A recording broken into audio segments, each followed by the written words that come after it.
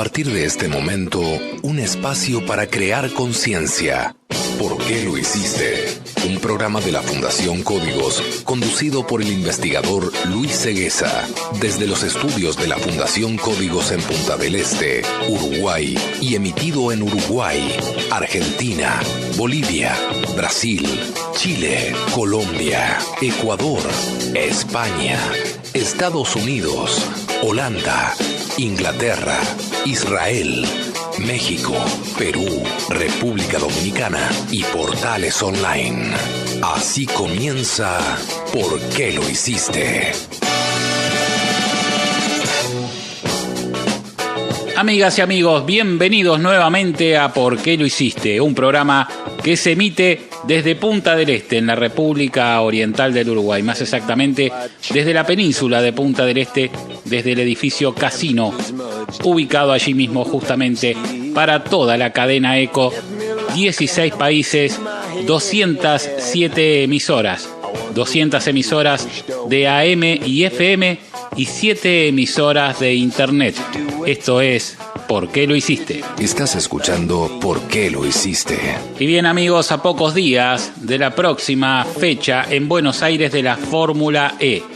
Fórmula E, Fórmula de Autos Eléctricos, organizada por la FIA, la Federación Internacional del Automovilismo, en Buenos Aires, en la República Argentina. Allí en Puerto Madero estará este circuito hermoso, como el año pasado, con vehículos acelerando de 0 a 100 en 2.3 segundos, alcanzando velocidades superiores a los 200 km por hora, 240 km por hora, limitados estos coches porque pueden llegar a 300 km por hora, pero por ser un circuito ciudadano justamente se los limita, pero va a ser un gran espectáculo que se dará en Buenos Aires el próximo 6 de febrero.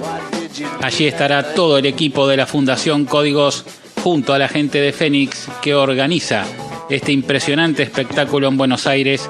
Así que los esperamos a todos el próximo 6 de febrero en Puerto Madero, Buenos Aires, Fórmula E, fecha del Campeonato Mundial de la FIA de Autos Eléctricos. ¿Por qué lo hiciste? Una producción de la Fundación Códigos. Vamos a los titulares con Majo López.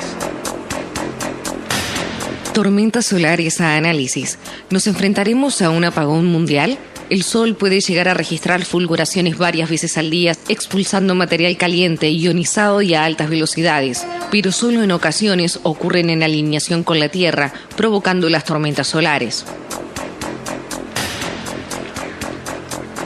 Por ley, los techos en Francia deberán estar cubiertos de plantas o paneles solares.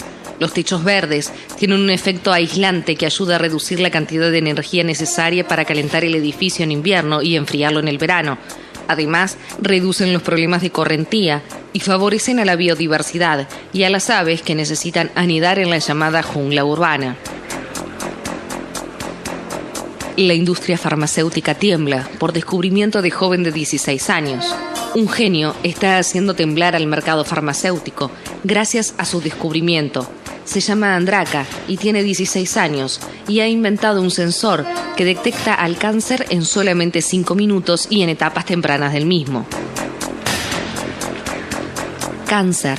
El hombre que descubrió esta enfermedad reveló un secreto. Muchos alimentos que consumimos a diario son nocivos para la salud, pero también la falta de oxígeno en nuestras células puede propagar esta enfermedad.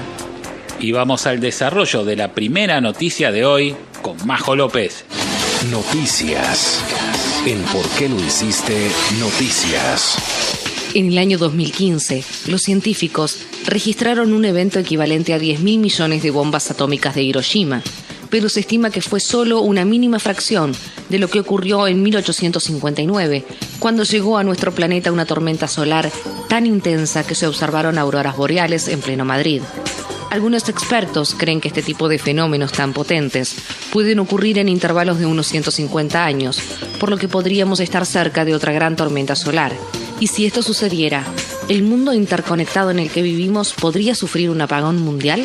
El coordinador del grupo de heliofísica de la Agrupación Astronómica de Madrid, Ángel Manuel López, y el profesor del Departamento de Astrofísica de la Facultad de Física de la UCM, Pablo Pérez González, dan las claves. ¿Qué son las tormentas solares y cada cuánto tiempo se producen? Las tormentas solares que llegan a la Tierra se llaman también tormentas geomagnéticas. Provienen de las fulguraciones solares y de las emisiones de gas coronal, unos eventos que se producen en zonas localizadas del Sol. Ahora bien, no todas las fulguraciones producen tormentas solares y las que se producen pueden ser de intensidad variable. Cuando dichos eventos tienen la intensidad suficiente y se producen junto con el lugar adecuado del Sol en dirección a nuestro planeta, pueden provocar una tormenta solar que alcance a la Tierra, pero los científicos aún no son capaces de predecir cuándo el Sol va a tener una fulguración ni su localización o intensidad. El Sol pasa de activo a inactivo cada 5,5 años, siguiendo un ciclo de 11 años. El máximo de actividad más reciente se dio en el año 2013 y nos estamos moviendo hacia un mínimo que se espera para 2018, para luego tener un movimiento máximo en 2024, explica el profesor del Departamento de Astrofísica, Pablo Pérez. Sin embargo, estamos lejos de un mapa del tiempo, con tormentas solares porque depende de cómo se encuentre la actividad solar y de la extensión y complejidad de las manchas que haya en ese momento. Ojalá se pudiera predecir, pero a la fecha de hoy es imposible. Muchos científicos están intentando buscar en el Sol, mediante la observación diaria en todas las longitudes de onda, una señal que, con suficiente antelación, indique que se está gestando una gran fulguración para tener tiempo de mandar un aviso de lo que viene y tomar las medidas necesarias para evitar daños importantes. Muchas veces aquí en ¿Por qué lo hiciste? Hemos hablado de la posibilidad de que exista un evento climático espacial como este que se menciona en esta noticia. Y lo hemos hecho varias veces porque entendemos que es algo muy importante y algo que hay que tener en cuenta. La noticia justamente se basa en una entrevista hecha a Ángel Manuel López, que es el coordinador del grupo de heliofísica de la AAM. Señoras y señores, este hombre es un experto en todo lo que son fenómenos climáticos espaciales, sobre todo en cuanto hablamos de fenómenos de eyecciones de masa coronal, o CME por sus siglas en inglés. Pero también hay muchos científicos en el mundo que están muy preocupados por este mismo tema, al punto que se han pedido justamente muchos estudios con respecto a esto y al punto que se han enviado nuevos satélites de observación del Sol para no perderle pisada segundo a segundo, para poder entender qué patrones puede haber en el Sol que nos indiquen con anterioridad, con antelación, un evento grande, un evento como fue el evento Carrington, que lo nombra la noticia en 1859, que pudiera ocasionar un apagón tecnológico en todo el planeta. Hasta el momento no se ha logrado este objetivo. Sí se ha observado muchísimo el Sol, se han descubierto nuevas cosas que son muy importantes para la ciencia, pero no se ha logrado entender mucho el funcionamiento ni en qué momento exactamente podría haber una eyección de masa coronal de este tipo. Hasta ahora lo que se sabe es que el Sol tiene ciclos de 11 años, también hay ciclos de 52 años y también hay ciclos de 156 años. Quizás estemos dentro de justamente un ciclo de 156 años después del evento Carrington en 1859, no lo sabemos. Tampoco esto es tan exacto. Puede haber algún tiempo de tolerancia entre un ciclo y otro, cosas que suceden en la naturaleza. Pero la cuestión es que cuando sucedió este evento en 1859, realmente había pocas cosas que dependieran de la electricidad. Es más, había pocos países que contaban con la energía eléctrica. Pero hoy la situación es tan diferente que realmente ha sido una gran preocupación para las naciones más poderosas del planeta, como fue el caso, y es el caso, de los Estados Unidos, que en el año 2012 Obama incluye esta posibilidad de un evento de este tipo en el protocolo de seguridad de la nación. Y justamente se le ha dado instrucciones a todos los gobernadores de los estados para estar preparados para un evento de este tipo que ellos lo llaman la tormenta solar del siglo. Comunícate con nosotros. Comunícate con la Fundación Códigos. info@fundacioncódigos.org. ¿Por qué lo hiciste? Y hablábamos de esta noticia que nos deja otra vez pensando qué podrá suceder en el caso de que acontezca un hecho como el de 1859 llamado Evento Carrington hoy en día. ¿Cuántas cosas dejarían de funcionar? La noticia dice, y se le pregunta además a este científico, ¿qué puede ocasionarle al ser humano un evento de este tipo? Nosotros lo hemos explicado muchas veces, tanto en este programa radial como en programas televisivos y también en nuestras conferencias, que a los seres vivos no les ocurriría absolutamente nada, no hay nada de qué preocuparse. Simplemente este evento afectaría, lamentablemente, a todo lo que funciona con electricidad, sobre todo microelectrónica. Entonces se verían afectados todos los aparatos que utilizamos diariamente, todos los motores eléctricos y también los motores de los automóviles, ya que hoy los motores dependen muchísimo de la microelectrónica para funcionar. Si pensamos solamente que en 1859 los cables de energía, los cables del tendido de energía eléctrica, que eran mucho más gruesos que los que tenemos hoy, se incendiaron literalmente y se incendiaron también los telégrafos que habían en ese momento. Imagínense en lo que puede suceder hoy con un transistor, por ejemplo, que tiene un delgadísimo hilo de oro más fino que un pelo. Al cortarse ese hilo, ese aparato ya directamente no funcionaría más.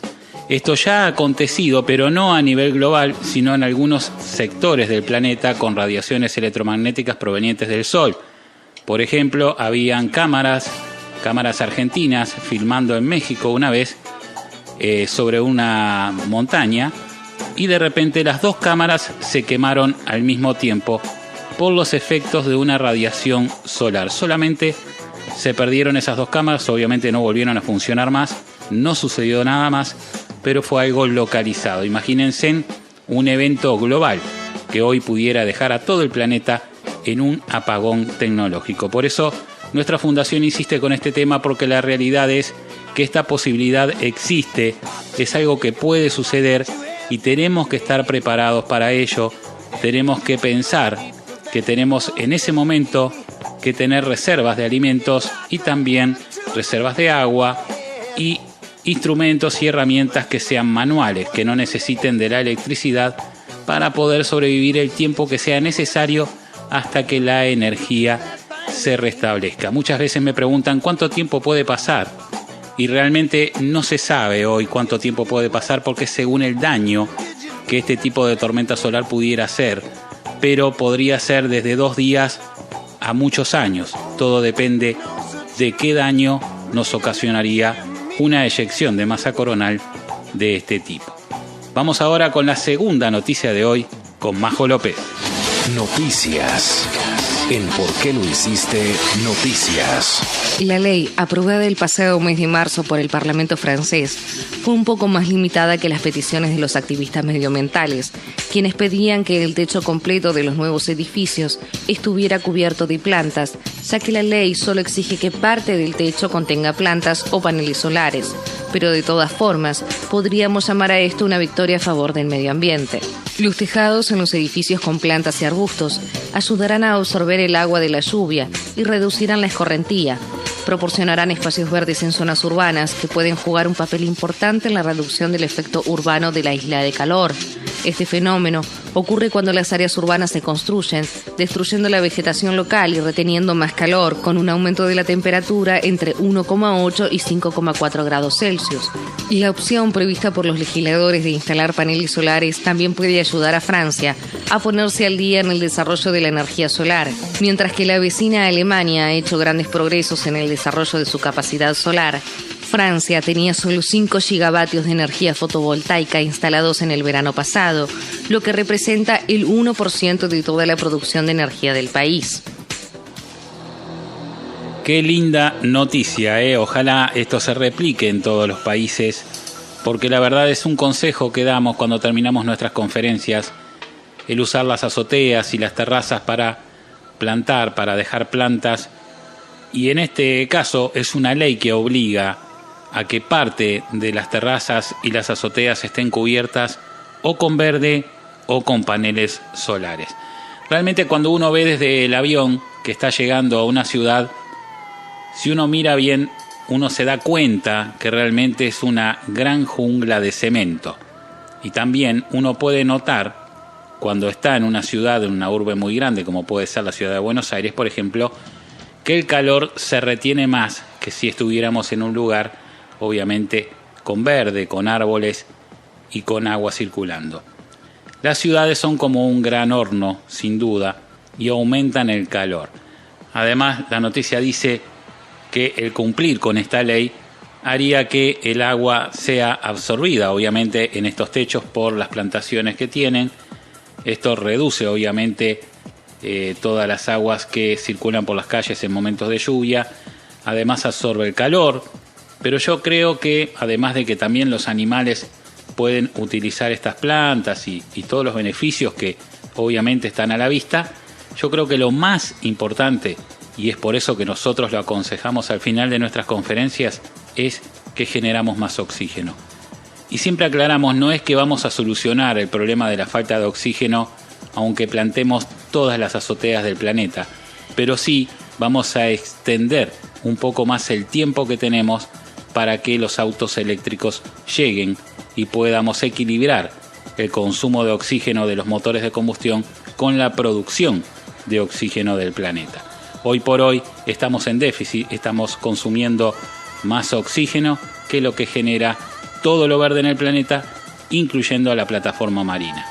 Esto es una buena solución para extender más el tiempo, como les decíamos, y es algo que todos podemos hacer, y yo creo que no necesitamos que haya una ley para hacer este tipo de pequeñas ayudas a nuestro planeta que tanto nos ha dado. Comunícate con nosotros. Comunícate con la Fundación Códigos. info@fundacioncódigos.org. Noticias. En ¿Por qué lo hiciste? Noticias. Todo comenzó cuando Jack Andraka perdió a un ser querido cuando tenía 13 años por un cáncer de páncreas. Posteriormente se puso a investigar y en la investigación descubrió el dichoso sensor que tiene solamente un costo de 3 centavos de dólares. Pero no se hizo esperar y los laboratorios le negaron ayuda y no lo quisieron apoyar porque podría significar un derribo de la industria del cáncer. Pero una universidad avalará su descubrimiento. Jack Andraka para muchos es la esperanza, para los laboratorios es el fin de un negocio. El chico ha logrado inventar un sensor que detecta el cáncer en solo 5 minutos y el descubrimiento podría cambiar la vida de muchísimas personas en la Tierra. Pero hay que destacar que es una amenaza para la industria que recauda millones y millones de dólares por esta dolorosa enfermedad. A los 13 años y con la pérdida de su ser querido, Jack Andraka no perdió el tiempo. Le dijeron que dicho cáncer de páncreas solamente se puede detectar cuando el mismo ya no se puede tratar. Eso fue lo que lo impulsó a investigar con herramientas muy sencillas en Internet. 3 años después sucedió lo inesperado. Descubrió la manera rápida, simple y efectiva de detectar esta enfermedad mortal, que gracias a este invento podrá neutralizarse. Lo hizo con información que pudo obtener de Google y Wikipedia. Estudió las 8.000 proteínas que todos tenemos en la sangre, hasta que logró entender que una de esas proteínas, la mesotelina, se dispara en las etapas tempranas cuando las personas se enferman de cáncer de páncreas. El maravilloso invento es solamente un sensor de papel que tiene un costo de 3 centavos de dólar y que a su vez puede detectar en 5 minutos 3 tipos de cáncer, el de ovario, el de pulmón y el de páncreas. Pero lo que le da más importancia es que es 26.000 veces más barato y 168 veces más rápido. Aparte de ello, este método es 400 veces más sensible que los actuales y no es invasivo. Actualmente el invento está en la primera etapa de la tramitación de las patentes. Lo mismo se demora varios años, pero no debemos olvidar que el día en que le aprueben resultará una revolución para la ciencia médica, por lo cual la espera valdrá la pena. Señoras y señores, no sé hasta qué punto todo lo que dice esta noticia es real.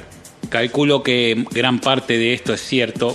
Puede ser que algunos detalles sean un poco exagerados, pero la cuestión es que hay un chico, Jack Andraka, que aparentemente ha descubierto una forma de diagnosticar rápidamente algunos cánceres. Y no solamente rápidamente, sino de una forma más económica, bastante más económica. Estamos hablando de 26.000 veces más barato y además 168 veces más rápido. La verdad que es un método admirable si es realmente que funciona así, porque estaríamos evitando muchísimas muertes. Todos sabemos que la cura del cáncer se basa prácticamente en la rápida diagnosticación.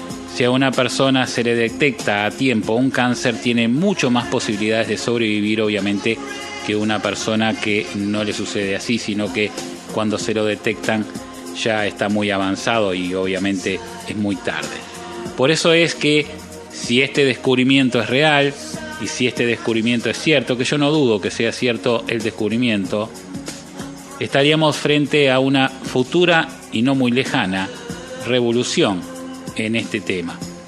Estamos hablando de un chico de 16 años, pero además hay que tener en cuenta que hoy la juventud realmente viene con otra mentalidad, con otra cabeza muy diferente a la de los adultos, porque aquí él no solo está hablando de que la medicina debería ser accesible a todo el mundo como un derecho básico, sino también está hablando que el derecho a la información debería ser accesible a todo el mundo y no algo que en algunos casos hay que pagarlo, obviamente.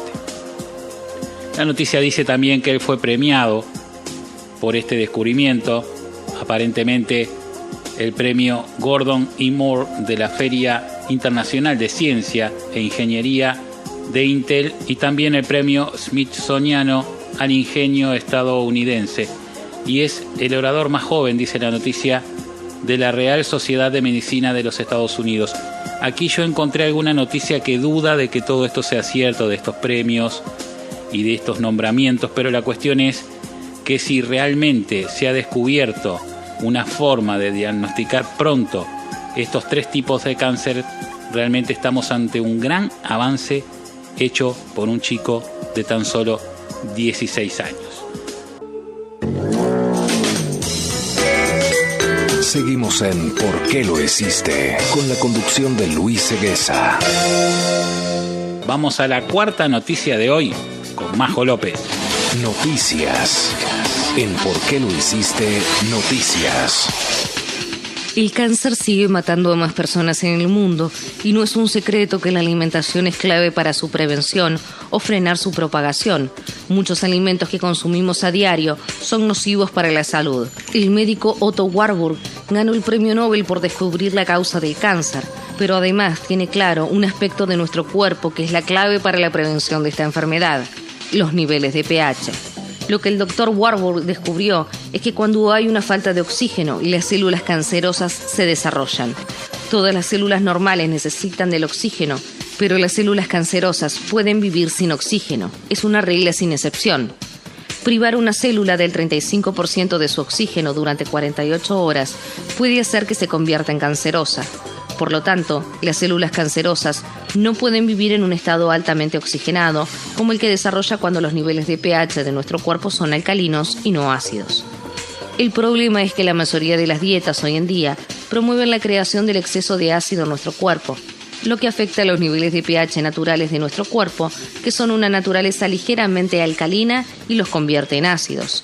El mantenimiento de un nivel de pH alcalino puede prevenir problemas de salud, como el cáncer, la osteoporosis, las enfermedades cardiovasculares, la diabetes y el reflujo ácido.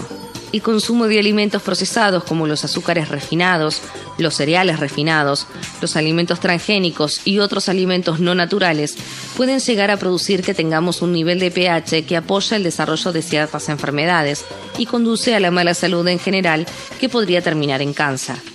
De hecho, la mayoría de las enfermedades y afecciones que son comunes hoy en día, como los parásitos, las bacterias, los virus, provienen de un nivel de pH demasiado ácido.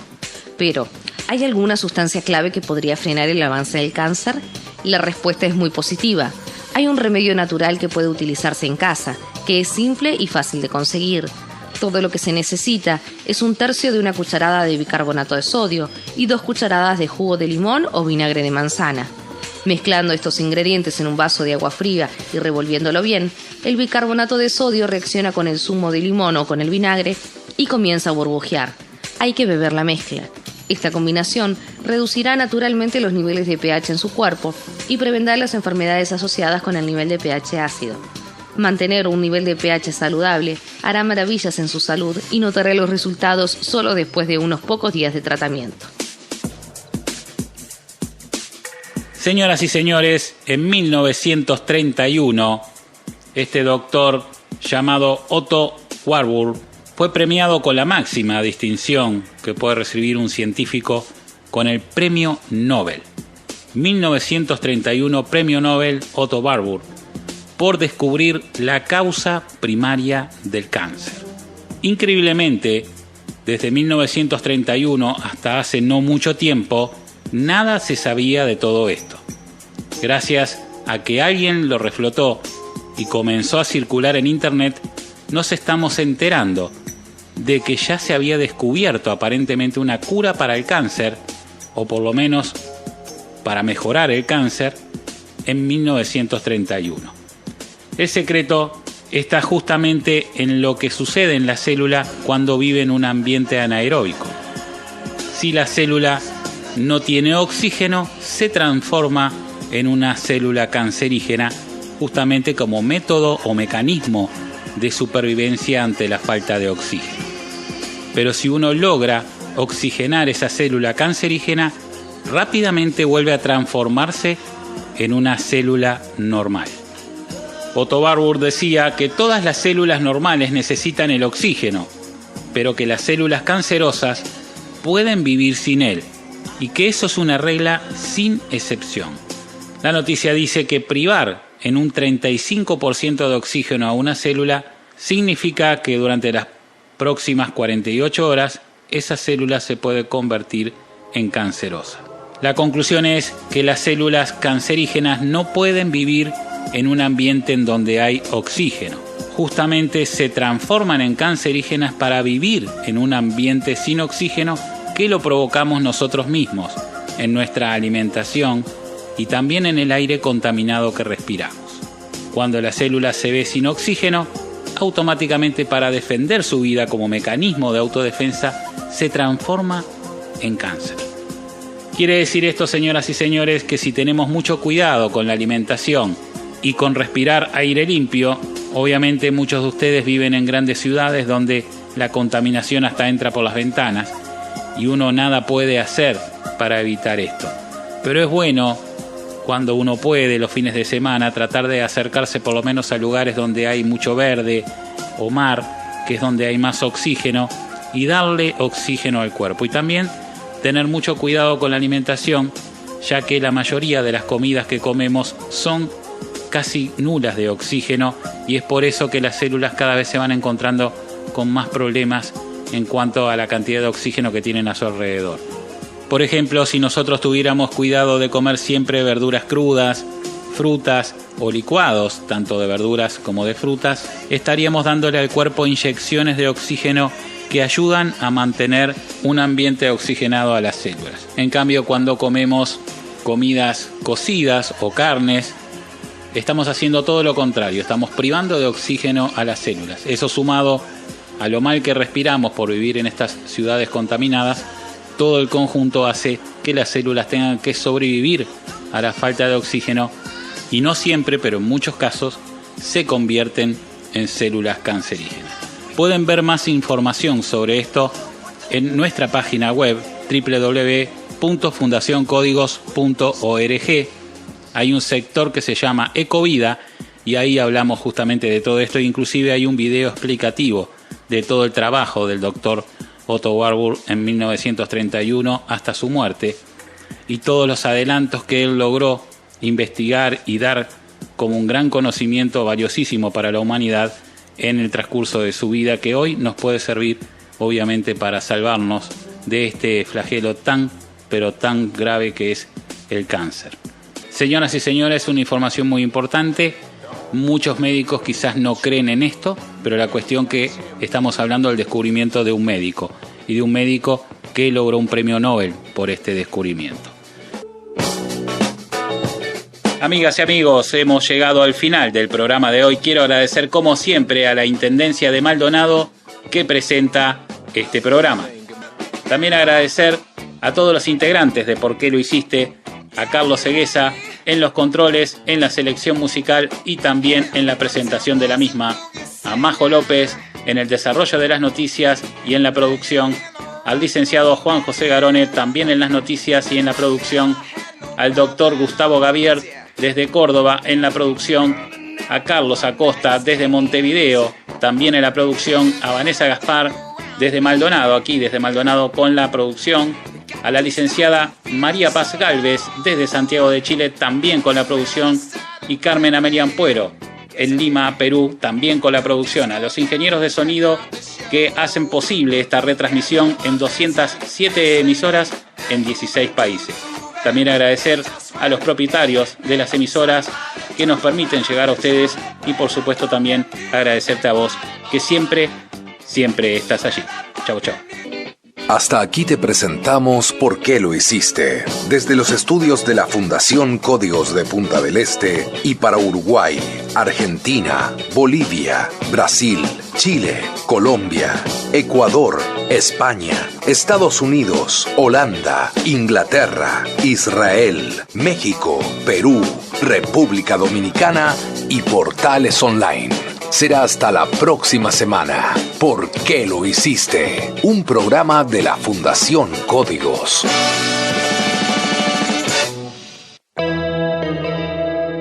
Auspició este programa Intendencia de Maldonado, Gobierno Departamental.